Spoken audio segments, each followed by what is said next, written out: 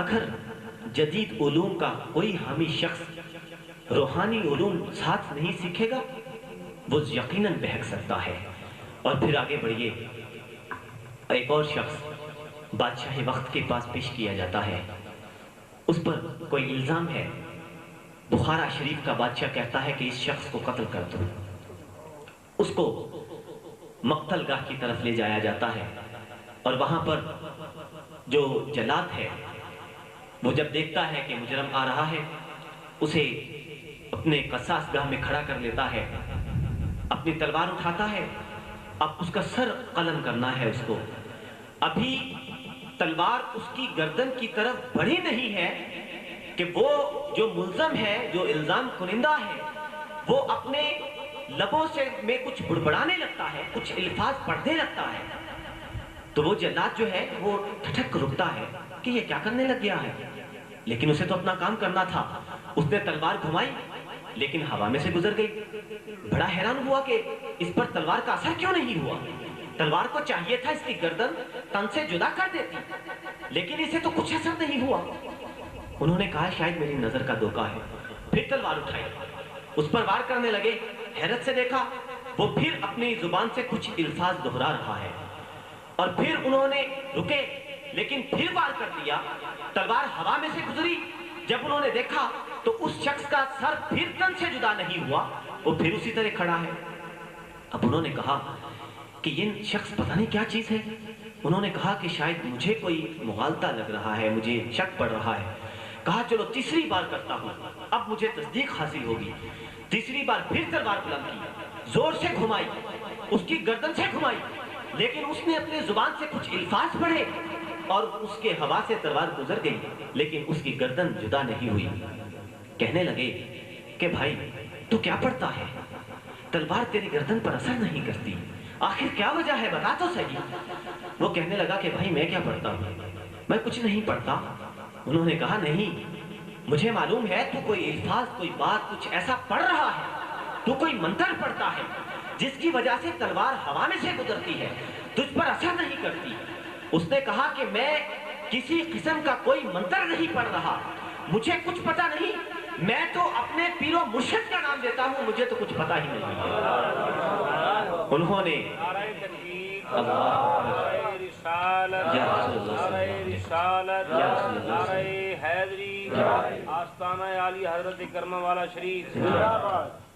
انہوں نے تلوار پھینکی اور کہا کہ بھائی جس شخص کو تلوار اس دنیا میں اثر نہیں کر رہی، جس مرد کامل کا نام لینے سے تلوار اس دنیا میں اثر نہیں کرتی، مجھے یقین ہے کہ اگر میں اس کی غلامی اختیار کر لوں تو قیامت میں آگ مجھ پہ اثر نہیں کرے گی۔ اور اسی وقت اس کے ساتھ چل پڑے اور ان سے اسے پوچھا کہ آپ کے مرشد کا نام کیا ہے۔ انہوں نے کہا میرے مرشد کا نام حضرت امیر کلال رحمت اللہ علیہ ہے، اور وہ جلاد جو کہ تلوار گھماتے تھے اور تلوار اثر نہیں کرتی تھی، اس جلاد کا نام حضرت خواجہ بہاؤالدین نقشبند رحمت اللہ علیہ تھا۔ آج نقشبندی سلسلہ جس بزرگ کی وجہ سے چار دانگے عالم میں پھیلا ہوا ہے، پوری دنیا میں پھیلا ہوا ہے، وہی بزرگ تھے کہ جنہوں نے حضرت خواجہ امیر کلال رضی اللہ تعالیٰ عنہ کی بیعت اور اقتداء اختیار کی۔ تو میرے بھائی بتلانا یہ مقصود ہے کہ دراصل اگر فقط دنیاوی علم، سائنس، ٹیکنالوجی وغیرہ کا علم حاصل کیا جائے اور اس کے ساتھ اللہ تبارک و تعالیٰ تک پہنچنے کے لیے کوئی وسیلہ نہ پکڑا جائے تو انسان گمراہ ہو جاتا ہے۔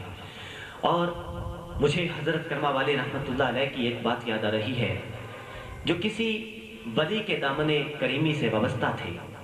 تو آپ زمانہ طالب علمی میں آپ جب مدرسے میں پڑھا کرتے تھے، آپ مدرسہ سہارنپور میں آپ نے تعلیم حاصل کی، تو آپ جب مدرسے میں جایا کرتے تھے تو اس مدرسے کے رستے میں جو بازار پڑتا تھا وہاں پر ایک ہندو کی دکان تھی۔ تو وہ ہندو جو تھا اس کی عادت یہ تھی کہ مسلمان طلبہ جب وہاں سے گزرتے تو وہ انہیں چھیڑتا، کبھی کوئی سوال کرتا، وہ بڑا کایا آدمی تھا، کبھی کوئی سوال کرتا۔ اب مسلمان طلبہ جو بچے تھے ان کے پاس جواب نہ ہوتا تو وہ اس کا سوال کا جواب نہ دے پاتے اور وہاں سے آگے گزر جاتے۔ تو وہ پیچھے سے کہنے لگاتا کہتا تم پڑھ رہے ہو بڑے آئے طالب علم یہ وہ. اب بچے جو تھے وہ بڑے تنگ تھے. تو حضرت کرما والے رحمت اللہ علیہ اپنے زمانہ طالب علمی میں اس بازار میں سے گزر رہے تھے. تو اس ہندو نے حضرت صاحب کرما والے رحمت اللہ علیہ کو روک لیا. اس نے کہا کہ میری بات سنو, میرے اس سوال کا جواب تو دیتے جاؤ. آپ نے ارشاد فرمایا کہ پہلے میں تجھ سے ایک سوال کرتا ہوں, تو بڑے سوال کرتا ہے, پہلے میں تجھ سے ایک سوال کرتا ہوں, مجھے جواب دے گا. تو وہ کیا کرتا تھا کہ وہ بچوں کو یہ کہا کرتا تھا مجھ سے سوال کرو, پوچھو. تو بچے جو اسے پوچھتے نہیں تھے کیونکہ انہیں تو جواب آتا نہیں تھا. تو جب اس نے یہ بات کی تو حضرت صاحب سرکار نے فرمایا کہ میں تجھ سے سوال کرتا ہوں, کہتا پوچھو, ابھی پوچھو. آپ نے فرمایا جواب دو گے تو بتاؤ کہ سوال کا مادہ کیا ہے اور مادے کی قدامت ثابت کرو. منہ تکنے لگ گیا کہ اس سوال کا میں جواب کیا دوں, کہ سوال کا مادہ بتاؤ اور مادے کی قدامت ثابت کرو کہ مادہ اس سوال جو ہے یہ لفظ کہاں سے نکلا ہے اور یہ قدیم کتنا ہے. اس کی تو 7 پشتوں کو بھی پتہ نہیں ہوگا, یہ تو اللہ والے جانتے ہیں. کہ حضرت صاحب کرما والے رحمت اللہ علیہ فرمایا کرتے تھے کہ بیلیو اللہ کے بعض ولی ایسے ہیں کہ وہ چند لمحوں کے لیے مراقبہ کرتے ہیں, اور اس چند لمحوں کے اندر آپ ارشاد فرماتے تھے کہ بیلیو ان چند لمحوں کے اندر 70,000 مرتبہ حضرت آدم علیہ السلام پیدا ہوتے ہیں اور 70,000 مرتبہ قیامت آتی ہے. اب دیکھیے کہ یہ بات آج کی سائنس یا ٹیکنالوجی کیا سلجھا سکتی ہے یا بتا سکتی ہے؟ ہرگز ایسا نہیں ہے. اور دراصل جب اللہ کے کسی ولی کے دامن کریمی سے کوئی وابستہ ہو جاتا ہے تو وہ اس کو جس محبت کے ساتھ, جس عمل کے ساتھ, جس انداز کے ساتھ اللہ تبارک و تعالیٰ تک پہنچا دیتے ہیں وہ رستہ عام رستوں سے ہٹ کر ہوا کرتا ہے. تو اس لیے میں آج تمام جو میرے بھائی یہاں تشریف فرما ہیں ان کی خدمت میں یہی عرض کرنا چاہتا ہوں کہ آپ سائنس ٹیکنالوجی کی تعلیم ضرور حاصل کریں.